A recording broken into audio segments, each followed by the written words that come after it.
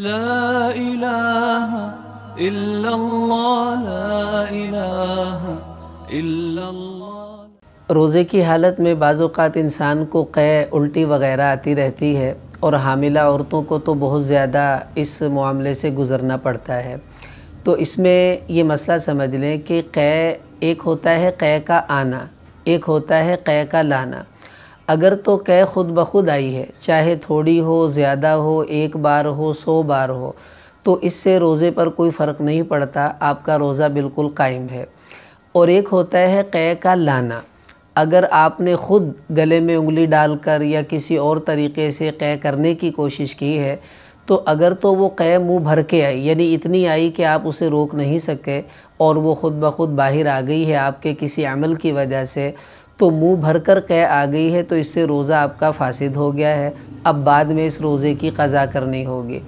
اور اگر آپ نے جان بوجھ کر قے کی لیکن منہ بھر کر نہیں تھی، معمولی سا کچھ خارج ہوا، تو اس سے روزہ فاسد تو نہیں ہوگا، لیکن یہ عمل اچھا نہیں ہے۔ اگلی بات یہ سمجھ لیں کہ قے آپ کے حلق سے منہ کے اندر آئی اور خود بخود واپس چلی گئی، کچھ نہیں ہوا، روزہ قائم ہے۔ دوسری صورت یہ ہے کہ قے منہ کے اندر آئی، آپ چاہتے تو اس کو تھوک بھی سکتے تھے اور چاہتے تو اس کو نگل بھی سکتے تھے، تو آپ نے تھوک دیا، اچھا کیا، لیکن اگر آپ نے تھوکا نہیں بلکہ جان بوجھ کر اس کو نگل لیا، تو اس سے آپ کا روزہ ٹوٹ جائے گا، اب آپ کو اس روزے کی قضا کرنی پڑے گی۔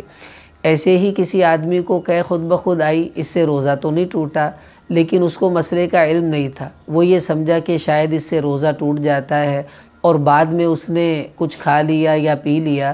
تو قے آنے کی وجہ سے تو اس کا روزہ نہیں ٹوٹا تھا، لیکن اس غلط فہمی میں جو اس نے کھایا اور پیا ہے، اس کی وجہ سے اس کا روزہ فاسد ہو گیا ہے، اب بعد میں اس کو روزے کی قضا کرنی پڑے گی۔